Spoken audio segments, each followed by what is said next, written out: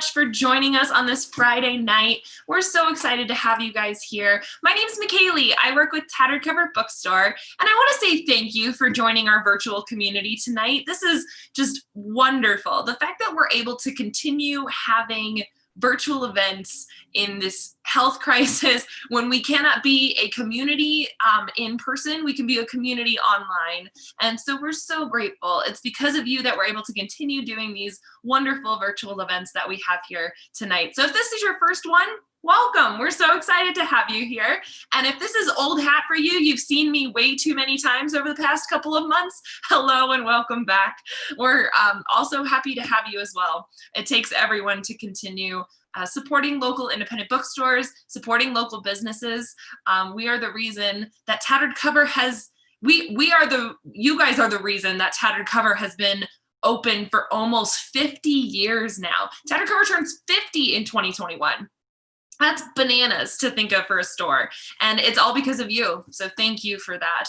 For those of you who might be joining us around the nation who have never heard of Tattered Cover Bookstore before, Tattered Cover is an independent bookstore located in Denver, Colorado. We have 4 locations in the Denver metro area, which right now all of them are open. So if you're in Colorado or in the Denver metro area, you can come visit us. As long as you're wearing your mask over your mouth and your nose, you can come in for about 90 minutes or so and get some of that holiday shopping done early. As everybody knows, November is the new December to get everything done. We also have hand sanitizer and gloves that are optional use to the public as well. But if you want to stay inside, stay in your pajamas and do your holiday shopping, I totally understand. Or if you're not in the Denver metro area and can't take the trip, then shop online at tatteredcover.com. We've got great deals going on, especially for our Friends of Tattered Cover members, with our special FOTC wish list items that we've got going on for sale for 15% off. And we're just so excited to be here for this holiday season and continuing to support you. So thank you for supporting us.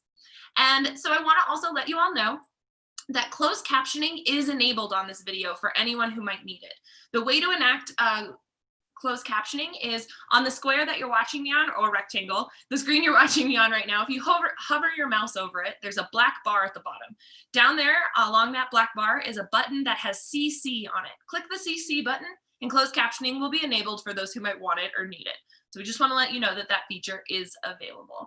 And now I want to talk about the 2 fabulous authors that we have here tonight. This is just going to be such a great event. I mean, I've only talked to them for a couple minutes before this started, but they were already off. It's going to be such a great event between the 2 of them. So first, I want to introduce Sarah Smarsh. Sarah is a Kansas-based journalist who has reported for the New York Times, The Guardian, and many other publications. Her latest book is She Comes By It Natural, Dolly Parton and the Women Who Live Her Songs. Her first book, Heartland, a memoir of working hard and being broke in the richest country on earth, was a finalist for the National Book Award. In 2018, a 2018 research fellow at Harvard University's Shorstein Center on Media, Politics, and Public Policy, Smarsh is a frequent speaker and commentator on economic inequality.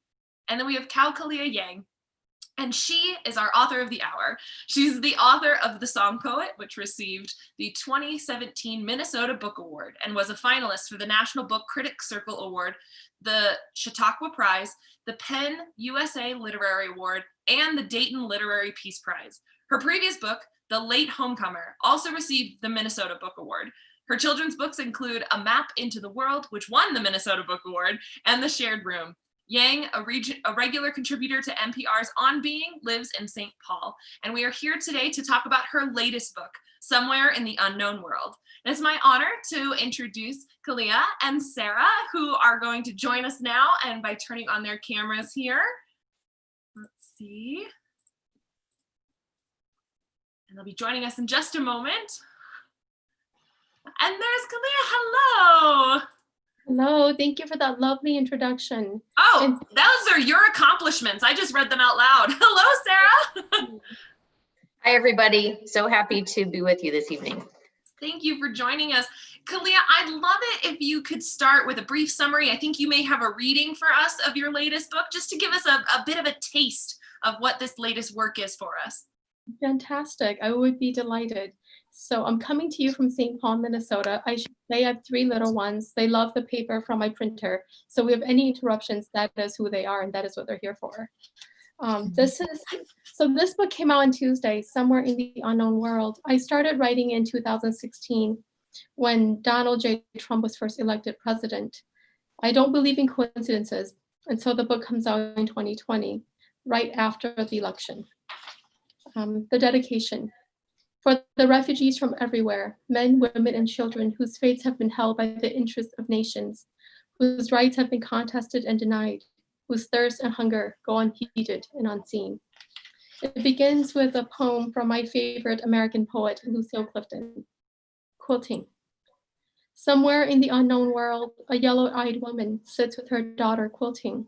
Some other where alchemists mumble over pots, their chemistry stirs into science, their science freezes into stone. In the unknown world, the woman, threading together her need and her needle, nods toward the smiling girl. Remember, this will keep us warm. How does this poem end? Do the daughters quilt? Do the alchemists practice their tables? Do the worlds continue spinning away from each other forever? And I want to read a little bit from Kao's story. Kao's story is called Leaving with No Goodbye. Kao's children and my children go to the same school, so this is very much a book founded on the stories of my community. I saw what happened after a person died. Those who had loved them became less fearful, less careful, more recklessly brave. After my sister died, my mother and father were no longer afraid of the consequences. They moved us away from the Karen village I understood as home into the depths of the borderlands between Burma and Thailand to become resistance fighters. We children, like all people who could die, had to struggle for our lives. They said, "No one will fight your fights for you." I knew what my mother and father were fighting for, a Karen state. I learned the history of my people from my mother, a woman with broad bones and eyes just like mine, deep and dark, tempered fire. She had been a teacher and she raised me like a student. She told me about life for the 135 ethnic minorities in Burma before the British came and what happened after, how the British set up a hierarchy in the country, and for once the ethnic minorities were seen as potentially powerful. She told me about 1948 when the British left and the Burma became independent. She talked of how a military regime had taken over and set out to abolish the cultural centers and the traditional holds of the ethnic minorities. She instructed, my brothers and sisters and me, told us we were born to take part in one of the longest running civil wars in modern history. She had given me a Burmese name to ensure my survival, should she and my father die, and the protection of their arms be taken away. En Kwaso, but she made sure I knew it was not my name. I changed my name after I heard the story. I decided that I did not need the shield of an oppressor to survive. I questioned whether I even needed my mother and father's arms, for they were more interested in the national task than the work of letting us be children. I chose for myself a Karen name. I became Ka. In our language, Ka means country, and Ta means new. I would be a new country unto myself. And that's just a little bit from Ka's story. I think he's an incredible human being. And so I'm thrilled to have his story as part of this collection. I know that the next part of the segment is a conversation between Sarah Smarsh and myself. Thank you, Sarah, for agreeing to do this. We went to graduate school together when we were both young and very cute, but very young. Still very cute, I would say. Well, I'm going to come back in when it's the Q&A portion for the audience members, but I'll let you two take it away. Thank you. And so it's really an honor to be back and be in conversation. It's been a long time and we have a lot to catch up on. So hello, Sarah. We do. And thank you so much for inviting me to be part of this conversation. I've been looking forward to it. And indeed, our connection goes a long ways back into a very pivotal moment in both of our journeys as writers. I believe that we started in our MFA program at Columbia in 2003 at the same time. And I believe, and correct me if I'm wrong, but in my memory, we were both the two youngest members of the class, and kind of auspiciously so. So there were some ways in which our journeys were very different, but also kind of parallels, writing about in very different ways, marginalized people who were somewhat unfamiliar to a more privileged group of peers on the Columbia campus. And so I've been a longtime fan of your writing, in part because I was there when it was developing, as you were when mine was. And so I wanted to talk to you about, first start with a question that involves really a vantage from which we examine your entire writing career, which is at this point now both prolific and celebrated and multifaceted. So your writing and the way that you have leveraged your voice has taken many different forms at this point in terms of the books that you've published and the writing that you put forth. Your voice is singular, of course, and to my mind, a writer's voice is indelible, but the way that what you've done with that has shifted somewhat. And here it very markedly shifts with your latest book, Somewhere in the Unknown World, from a first person telling to a book in which you are not just a voice of or a voice for a group of people, but an actual conduit that allows other voices to be heard directly. I was struck in the prologue by you tell a story about how at the outset of your writing journey back when, not long before I met you, you're not wanting your illiterate grandmother's life to be forgotten. And so you set out to quote, and this is a quote from the prologue of this beautiful book, you told a story that much of America did not know about a people who were new to the written form. And so that made you a sort of rarity in several ways on kind of both sides of the dividing line between two worlds, if you will, that you straddled. And for that reason, presumably, and in addition to your own brilliance, you then set off on all sorts of giving all sorts of talks and lectures, and in many ways have become, associated. To my mind, you're a writer and a poet first, but yet you're now associated with an issue and a cause, that being that of refugees. And you talk in the prologue about how in that experience of having your own voice heard, you then would have, people come up to you, they line up after the event, they need you in some way, and they want you to help them be heard. They sometimes ask, will you write my story? So I was just hoping you might talk a little bit about how those experiences played into the gestation of Somewhere in the Unknown World, and how you came to that sense of, I'm not going to write their story, I'm going to somehow help them tell their own, and so on. Such a good question. I think one of the dangers when you have a writer like me being one of the first for our community emerging is that sometimes we are tasked with being the voice for others. And that's something that from the very onset I knew was inaccurate in some very profound way. I know in my own experience that it is because of the voice of my family that mine is possible. It is because of the voice of my community that mine is possible. I'm a public school kid. You talked about how we were young at Columbia, but we also came from families who had never been to schools like Columbia. We were, in that way, we had somehow slipped through that door. I was there on scholarship money, on fellowship money. And so in that way, I've always felt this responsibility to respond to the public good, to be a part of the public good, if you will. I was also born a stateless child. I remember when we came to America, I had an alien card, and the alien card, Sarah, is like a picture of my ear that I carry around because it wasn't a picture of my face. It was a good thing that I have incredible ears, and so I liked this. Well, thank you. My grandma always said that if everything else failed, I could become an ear model. And I hold those words close. But yeah, so I carry this card around, but that card was always a continual reminder, not only of my own statelessness, but of others. And so long before I even knew I was going to be a writer, I was carrying these refugee stories because this beautiful ear is pretty good at listening. And so I was listening and picking them up. And of course, these stories are the foundations of my history as I would know it. But these stories also were a home for me in a place where I could locate it in the world. I could find belonging in these stories. And so when I became a writer and I started speaking beyond Minnesota, Wisconsin, and California, it was to folk who didn't even know who the Hmong were, but they would come, and where there were refugees, they would wait in line and they would talk to me. More often than not, they would say, "You're also telling my story, you know." And then they would tell me their stories, and you're right, they asked if I would write it. In the beginning, I knew I wasn't ready. I was concerned about craft, but also concerned about doing right by these stories. Could I do it? But of course, 2016 comes. You know, books sometimes suffer the same fates as nations. My first book, The Late Homecomer, came out in 2008. President Barack Obama had just been elected. 2016, it was an entirely different scene.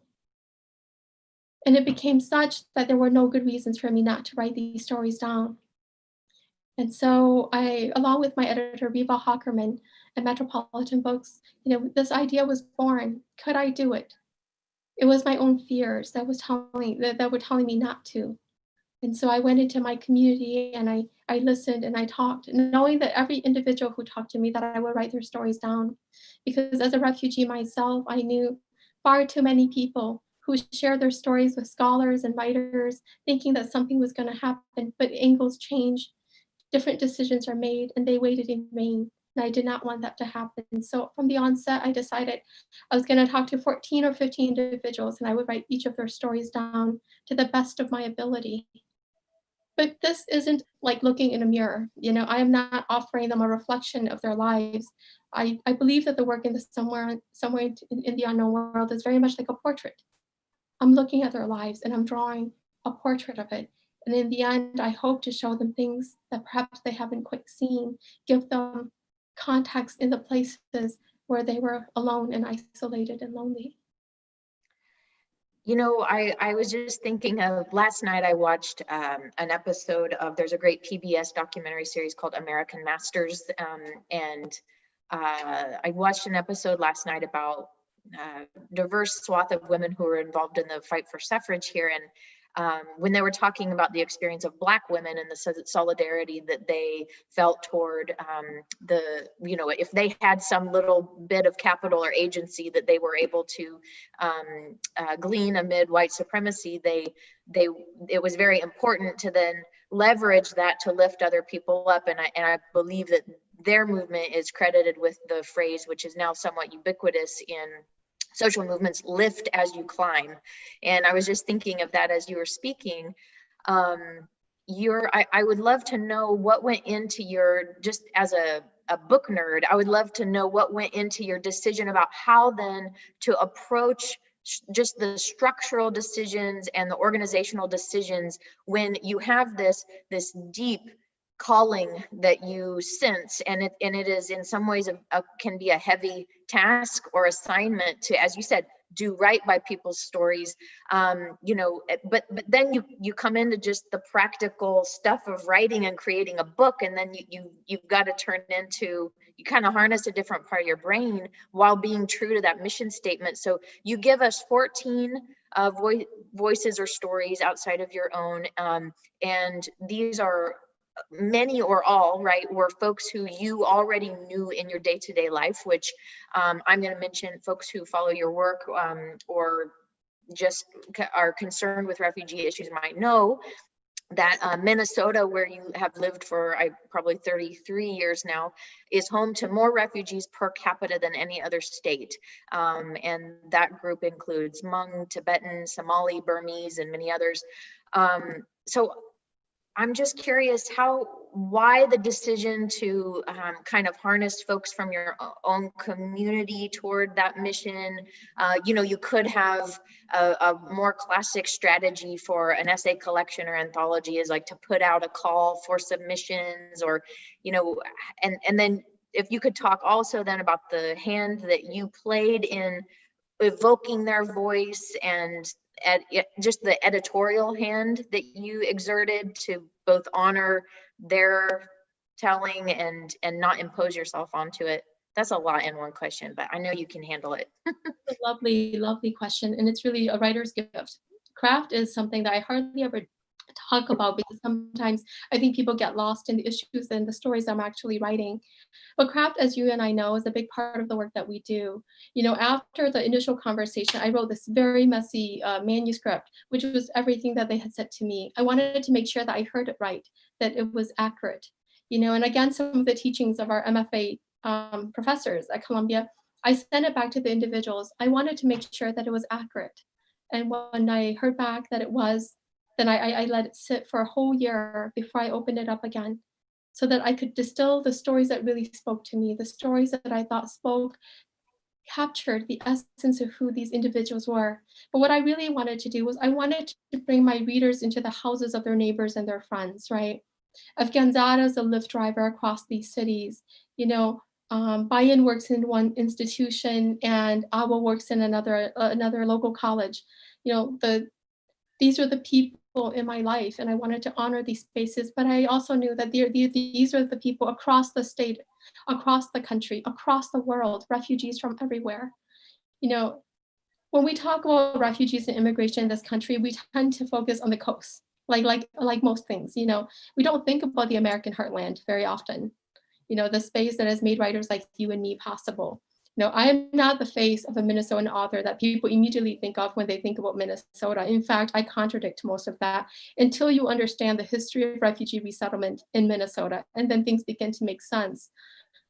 But I wanted this book to have the feel. I wanted you to meet your refugee and then to enter into their lives. And I wanted you to be able to grow with them. And so the book begins with other people's children. And these are the stories of children refugees. And then you can see the maturity of the narratives. And then we end with refugee elders. But ultimately the book closes on a letter to my children. This is no longer other people's children. I've now taken you, and now you're in my home, and now you're in my heart. I thought that was the correct structure for this book, especially the way I felt my way through it.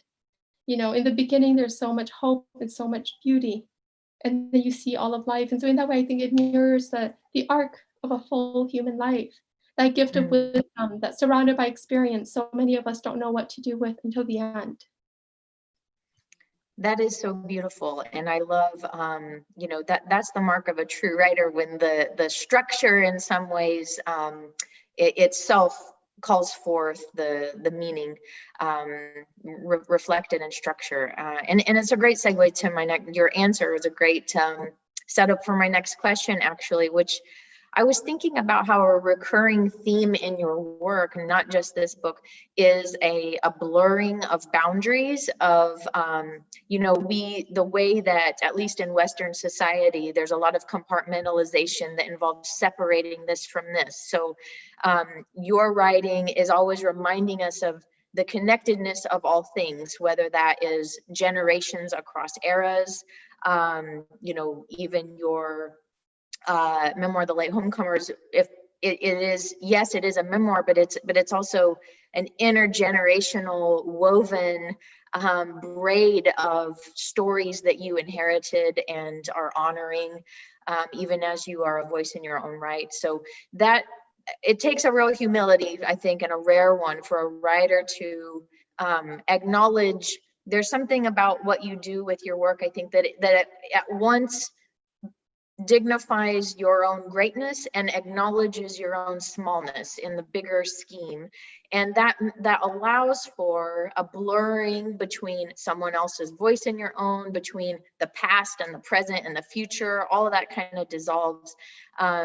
An example from the incredible prologue that you wrote for this book, you say, I had not experienced war myself, but I was surrounded by its consequences. So there's, in that one sentence, time kind of blurs and we understand, like, oh yeah, it's the past, but yet it's also the present. And in that final essay, For My Children, that you mentioned, which it tore me up. It's so beautiful and devastating in some ways. You talk about how people ask, how did you meet, you and your husband? And to go back to an earlier point about what a in-demand speaker you are and how that is has been a part of your professional fabric. You actually met your husband at one of those gigs giving a keynote at a university. But in this final essay in this book, you tell that story, and that's the seemingly right answer. But then you say, no. Actually, in addressing your children. I met your father because of an American war in Southeast Asia that forced my ancestors to flee for their lives. If we want to talk about how I really met your dad, so that expansiveness of regarding, the wholeness of our experience here, it's sort of counter to everything that we would see in headlines right now. This is a society with very short memory, and it thinks in very narrow categories, and you are the opposite of that. And so to my mind, you are a healer in this broken society for correcting our foolish ways of seeing. So if we want to develop this expansive, more holistic vision of the world in ourselves and also in other people, how can we do that? Oh, that is such a rich, rich question that you're giving me. It's a gift. I understand that we are the dreams of our ancestors and that our descendants are our dreams. In my family, my mother particularly says her mother was told she was a descendant of bad luck women. And yet it is these generations of bad luck women that has formed the heart of this writer. My daddy, who spent most of his life working in the factories of America, has really incredibly rough hands. And sometimes whenever he holds my hands, because I have the soft hands of a writer, he says, from hardness you can give birth to gentleness, may I hold those words close. I am forged by the forces of war, but I'm not a child of war. For my mom and my dad, for my grandmother, I was hope being born, the captain to a more beautiful future. In Bambina refugee camp where I was born, where little girls like me were sometimes sold for bottles of fish sauce, my dad would take me to the very tops of the trees, and he would say, look at the horizon. One day your little feet will walk on the horizons your father has never seen. I've always believed that to be true. As writers, you and I know that through our work, we allow the past to speak to the present, for the present to hopefully instill something beautiful in the future. It is this continuum that we are on. The space of human life is very, very short. My grandmother, and I know you also come from a very wise woman as well, she always said, you don't get to write the book of humanity. If you're any good, you get one line in it. Which then forces me to think and to be in the world in a certain way. If I'm going to be a character in your book, Sarah, what kind of character do I want to be? When the story is told, when you are an old woman and you're sitting by that window somewhere, looking back on your memories, what kind of character do I want to be in your life? That allows, and I think that informs my actions in the moment, the things I have to say and the things I yearn to be. And among all things, because I am a woman, because I'm a woman of color, because I'm a woman of color from an impoverished background, the one thing I cannot afford to be is to be the thing that is expected, the thing that is expected of me. Otherwise I will always spend my life doing what other people yearn for me, what other people see as possible. We are always the impossibilities in so many ways.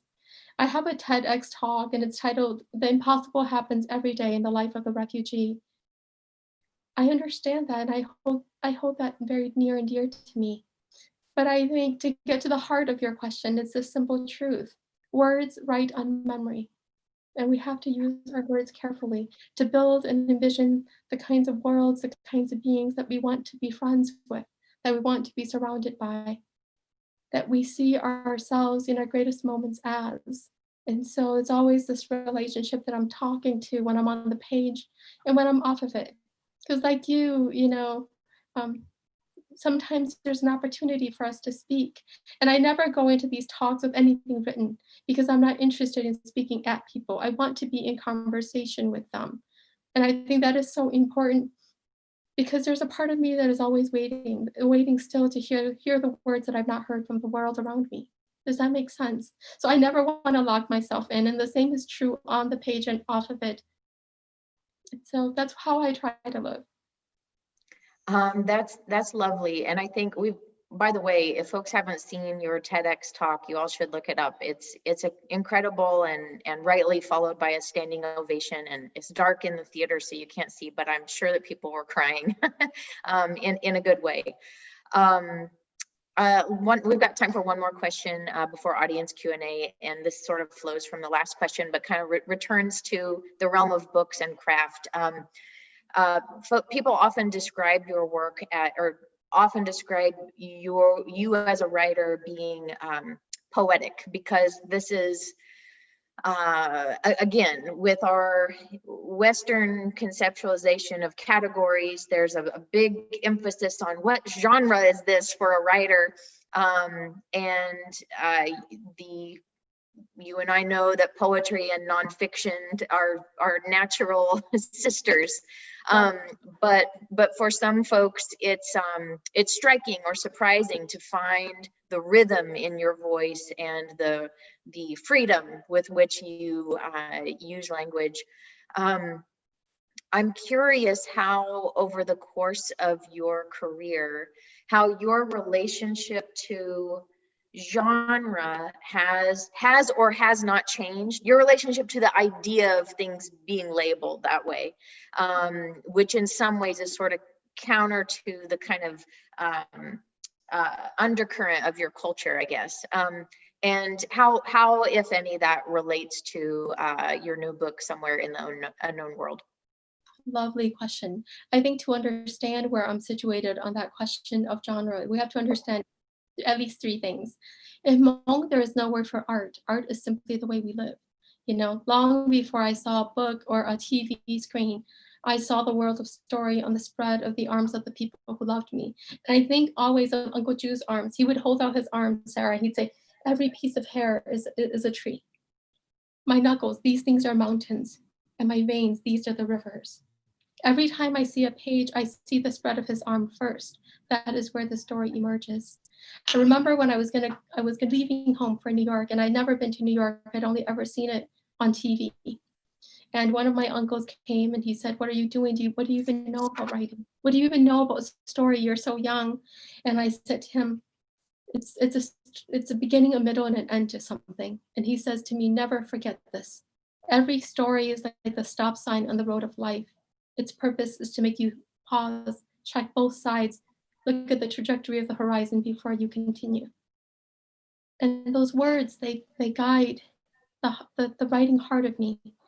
You know, when I see story, when I see poetry, when I see beautiful language coming together, giving us pause, allowing us to see that, to check that trajectory of a horizon before we continue, I know that it is an offering to the world. We know that the purpose of art is to inspire a conversation, to inspire a feeling, to inspire a moment of togetherness. Even if that's just the self and nature, or whatever it is, you know. And so when I approach my work, I want to make all of that possible. I know that if you talk to an old man who's just lost his wife, every word he speaks is poetry. I know this to be true. When a mother holds her newborn child for the first time, every breath is poetry, even without words, you know? And so in my work, I try to pull all of these threads together all the time. And then finally, the Hmong language is a tonal language. Every breath that I breathe into the world carries meaning. In English, I'm eternally breathless. I have to wrap the air around my lungs to make sense to a bigger world. But I remember this, Sarah. I loved a man called Mel Gibson once before he became a bigot and an adulterer, when he was a talented young actor. Or at least that's all I knew of him. He said that words dictate breath, breath dictates emotion, that every good actor would be great if they understood this much. I think the same is true of writers. You know, and so I pay a lot of attention to breath on the page. Sometimes I want to work you. Sometimes I want you to be as out of air as I am by the time we get to the end of that sentence. And sometimes I want to punch you a little and that you reel back to feel that flow, that whisper of air, that whisper of a kiss, whatever it is. And so breath control has a lot to do with it. And I think that's where people hear the poetry. And I think that's also the space where they feel them. What a lovely sentiment to end your conversation on, and also a really great nugget of wisdom to pass on to writers who are either seasoned in their craft and are still learning and growing, or newbies who are still trying to find their voice in it. I think that's so beautiful. So thank you for that insight, and thank you, Sarah, for that question that led to such a beautiful insight. Thank you for that. I hated to stop the pair of you, honestly. Anyway. So we are so grateful for both of you and your knowledge, and I'm curious to see what else everybody wants to know from the audience. And so now it's your turn to ask questions, viewers. Some of you have already been active in the chat asking questions. There is a chat to the right-hand side of your screen there that you can type in and ask questions of Sarah and Kalia, or both. So you did touch on this a little bit, this first question that I have here, but I'd love, maybe you could touch on like the editing process, or maybe that you have it in your heart to write another one of these type of books. Like, how, the specific question is, were there more than 14 stories you wanted to tell? And if so, how did you choose which stories to include? Such a good question. Sarah was in workshop with me, and so she knows that a lot of the things that I wrote never made it into the book. The Late Homecomer comes from about 1,000 pages written. It's 277 pages long. The Song Poet was a very efficient thing. Every single chapter was a standalone. It came from a writing prompt, and it stayed that way throughout the process. With Somewhere in the Unknown World, I sought out to find 14. And yes, I could have found more, but I focused on those 14 because I wanted them to germinate. And I think it's important to say that we have to understand that I'm writing this even as I'm looking at the newspaper, the headlines, and I'm seeing what the Trump administration is doing to refugee resettlement. I knew that we were going to come up to a point at which this administration would prohibit the welcoming of refugees, period. And we are at that point, at such a point. And so, when I was younger, I read these books about these really brave and courageous writers who are standing up against the powers that be, the leaders of their nations, the whims of their countries.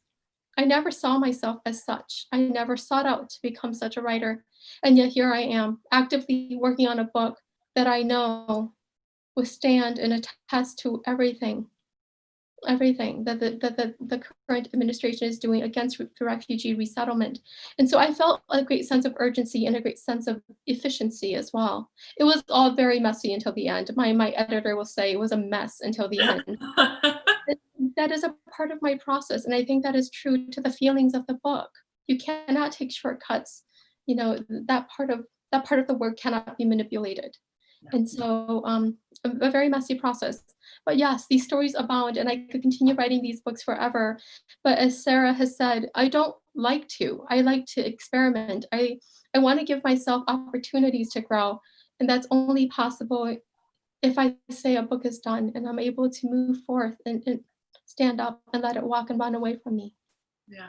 What about you, Sarah? I know you have a new book out as well. Yeah. I said I haven't read it, but my father-in-law loves it. I'm a big Dolly Parton fan. I don't know if anybody knows, but my mom and dad were in the factories. And in the factories, the music that they play, country music. And so I grew up interpreting country songs for my mom and dad long before I knew such things as Achy Breaky Heart, whatever that was. I was interpreting it. So yes, what about you? How do you go about editing, Sarah? Yeah. I love knowing that, Kalia, about your parents and the soundtrack of your childhood. Like you, my second book was much more efficient than the first, and there are a lot of reasons for that. One, I think, is that I was so much younger when I started Heartland that I didn't yet know, I hadn't developed yet the instincts to sense where the energy needed to go. I just had so much to get out and so much to say. And then I later went back and kind of found the hot spots and wove it all together. And that's one of the reasons it took so very long to write. This book, She Come By It Natural, had kind of like you said that your second book involved a prompt of sorts. You could interpret my experience as having been the same in a metaphorical way.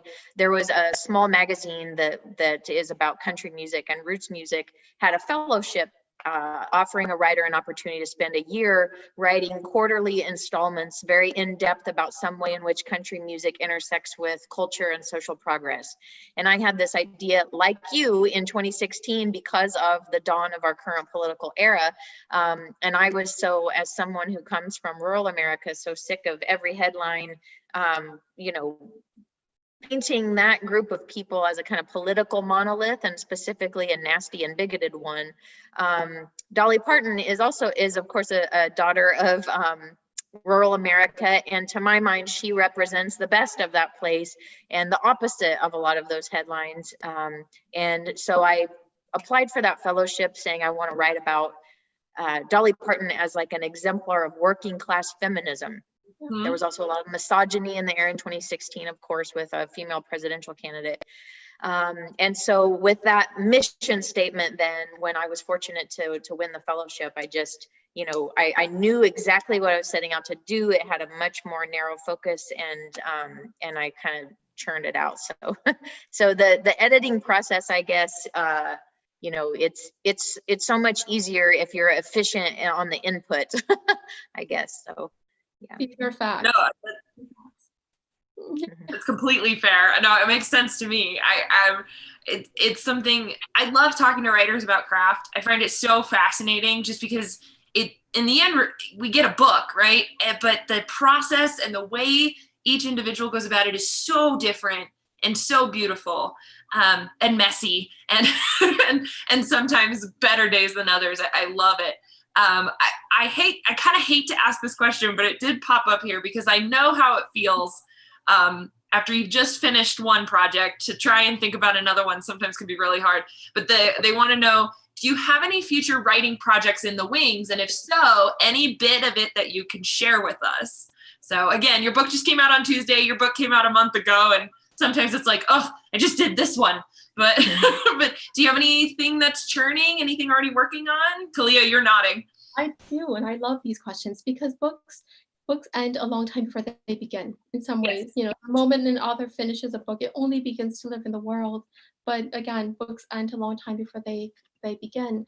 And so, yeah, I'm writing a young adult book right now for Dutton. It's called The Diamond Explorer. It's about a young boy who's destined to become a great shaman, but all the great shamans in his life are dead. So how? Who and how and where does he find the examples that he needs to grow by? I also have 2 children's books coming out next year. Yang Warriors in the spring, and then From the Tops of the Trees in the fall. And again, they're memoirs in children's book, pushing the genre always, not memoirs about famous people or rich people, memoirs about your everyday person who you wouldn't really look at twice. And so I'm excited about those. And then I have a proposal out right now called Return of the Refugee. I want to write my mother's memoir. I think finally, now that I'm a mother, I'm ready. You know, it's something that's been inside of me a long time. I talked about how she is a descendant of bad luck women. You know, in different books, I've touched on bits of her story, but never from her voice, never from where she's positioned. And we need such a book, especially in the Hmong context, but also in the American context.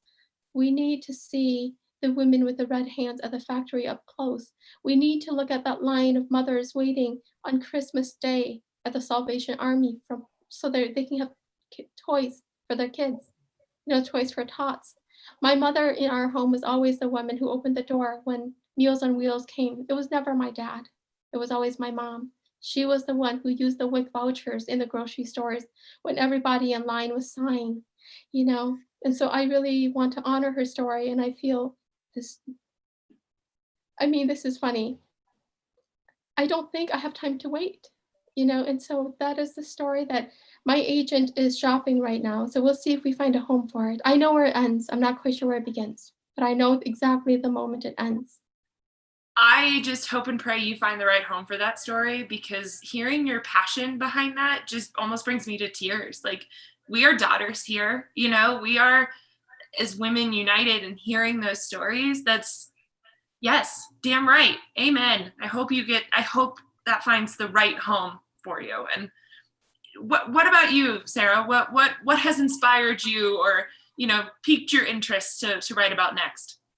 Well, first, let me echo your hell yeah about Kalia's mission and the absolute imperative that someone has to publish it, and no doubt that they will. I have zero doubt about that, and lucky for us, I look forward to reading it. Interestingly, I hear a little bit of a what I'm up to is in some ways a kind of inverse, in that in Kalia, you're describing that project. A lot of, while you are known for writing about a refugee experience, there are all these other aspects of your identity that intersects with, and one is female gender, which of course your mother evokes, and another is a lower socioeconomic class experience. And so you're talking about your parents in the factory, or having food stamps and Meals on Wheels and so on. That's about how class intersects with your ethnicity and other aspects of your background. I am most known, I suppose, for talking about socioeconomic class in an overt and direct way, trying to bear witness to what I describe as like a simultaneous racial privilege and economic disadvantage, which is a very difficult conversation for our very immature society, because it requires two things to be true at the same time that are seemingly at odds. Wait, that's possible? Sorry. Right. And so, but what I'm up to right now, and this is at the very early stages. I'm happy to share about it now, although I can't promise what is going to come of it. It's not, it hasn't even been sent out to anyone. I'm the only person that has seen it. Not even my agent, but I'm working on a novel that, out of my sense of, I became a journalist out of a sense of kind of civic duty. I wanted to use my writing towards some ends that had to do with democracy and what's going on in our society, in terms of justice or lack thereof. My role as a memoirist is somewhat adjacent to that purpose, but with this novel, attempting to be of service to the moment, I'm kind of dialing back the class talk and looking more at race, as more white authors should be doing, because I am, whiteness is not just like the normal state. It is a race, and often a problematic condition. And people of color ought not be the only ones being asked to talk about it. So my novel kind of shifts in that direction. I'm sure that a lot of the themes of my writing thus far will be present too, but that's what I'm up to. When those books come out, you come back to Tattered Cover and we'll do one of these again, and it'll be excellent. I would share any stage with Sarah Smarsh, or classroom, Sarah.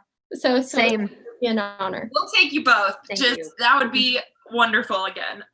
So I want to ask this last question before we sadly have to end this conversation that we've been having here. But this definitely applies to the both of you. And I think you both will offer wonderful perspectives of it as reader and writer. But what did this book teach you? Either about yourself as a writer, yourself in general, a little tidbit of information you want to share. What did this book teach you? Sarah, I'd love to start with you first and then end with Kalia. Yes. You're as our author of the hour. Yes. Well, this book was such a different, She Come By It Natural was such a different experience than Heartland, because Heartland felt like a very heavy responsibility in some ways. I was very young when I set out to do it. And with She Come By It Natural, well, first of all, what surprised me is that it's a book. It was a book. I wrote it for a magazine. I thought that like 300 people were going to read it. It was published in a quarterly print-only magazine. It's a very niche readership. It was kind of a passion project, a labor of love. I didn't make very much money to write it. And it was something I had to say. And then happily, several years later, then my publisher says, you know what, why don't we make that into a book? So that's surprise one. But the more important surprise I want to impart for book lovers and potentially even writers who are joining this conversation is that I kind of had fun writing it, and I kind of I'm having fun talking about it. It was a great privilege and honor, the honor of my life, to connect with people about their economic hardships through the writing and discussing of Heartland. But that was sometimes, it took a toll. It was kind of an emotional challenge to sustain those conversations for so long. And then this book, it's like there's a fun twinkle about it, and it kind of reminded me and surprised me, I suppose, that your work can be significant while also being fun. So it's a good reminder to all of us, I think, regardless of our crafts. Absolutely. Kalia, what did your book teach you? I'm actually going to let the book speak. I think yes, let's do it. Great to answer the question. So in Certificate of Humanity, we meet Afghanzada. He is a young man from Afghanistan, only 30 years old, but his hair is all white. He's a Lyft driver and an office manager by day. But he is a young man who was brilliant. At 19, he graduated from university. USAID went to him and offered him a job, and he did it. And then the Taliban gives him a call and says, "You're standing in line, your mother is behind you. Who do we shoot first?" And he eventually has to leave the country. $25,000 is the going trafficking rate to leave a country, to enter the free world. And this is from the book. So he's at a 5-star resort in Sweden. This 5-star resort has offered itself as a refugee camp to the government. So he's drinking out of porcelain cups. He says really good coffee many times a day, surrounded by the beautiful hills, the Alps, and everything, but tortured inside. And this is a conversation he has with a camp psychologist. The camp psychologist got to know me well. At first, she was unsure about my mental health. She was baffled by my request for a certificate of my humanity. She asked me if I believed I was human. I said, of course, but other people weren't so sure. So I needed help proving my humanity. She then offered to provide me with such proof. But why? I asked her. What is the difference between you and me? How come you are more human than me, in a position to observe and certify my humanity? After all, do we not have the same blood, the same makeup, the same dreams even? Why are you more successful in your humanity than I am in mine? I told her that if she was going to give me a certificate of my humanity, she would have to show me hers first. I had to know who had given her the authority to determine human certification. I think this is the heart of the book. This is the heart of the story of who refugees are and how we become and who we end up being in the end. Certificates of humanity, right? Who gives these things to us? Who has the right to? Wow. Thank you. Just thank you both for your honesty. Thank you for your sincerity. Thank you for your insight and your courage in these gifts that you've given to us.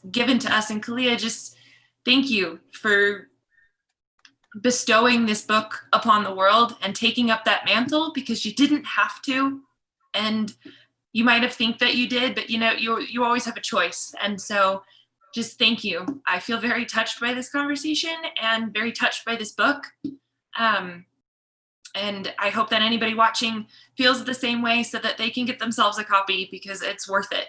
So you can get your copy at tatteredcover.com or from a local independent bookstore. Just please continue to support indies in that way. I want to close this out and give each of you a moment to remind people who you are, where they can find you online, and anything you want to say before we end tonight. Sarah, will you start, and then we'll end with Kalia, who we are celebrating her and her work. Yes, and thank you, McKaylee and Tattered Cover, for hosting this. It was so great, and it's always an honor to be in conversation with Kalia. I'm Sarah Smarsh. You can find all sorts of information about me and my work at sarahsmarsh.com. Such an honor, Sarah Smarsh. I will say this. You are a beautiful woman, and your heart is equally beautiful, as is your mind. And it's such an honor to be your friend and to be writing at the same time, doing the work that we are doing from different positions. We need each other, and we hardly ever get to talk, and it's such an honor So thank you to Tattered Cover for this evening, for making it possible. McKaylee, for your expertise. We have to make sure that our book culture survives, because books have to survive. They have to survive despite the times, because of the times.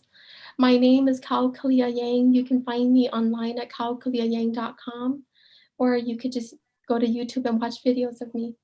Watch that TED Talk. I need to go look at your TED Talk now.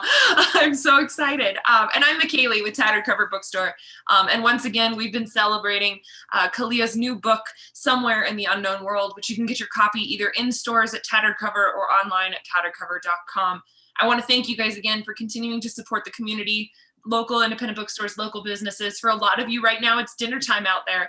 And so maybe you can order from a local mom and pop restaurant and continue to help the communities that need it most right now. So we thank you guys so much for that. Sarah, Kalia, if you'll both stay on for a minute while I close this out here. Once again, this is Tattered Cover Bookstore. We thank you guys so much. And you can get your copies of Somewhere in the Unknown World at tatteredcover.com. Stay safe, everyone, and happy reading. And we're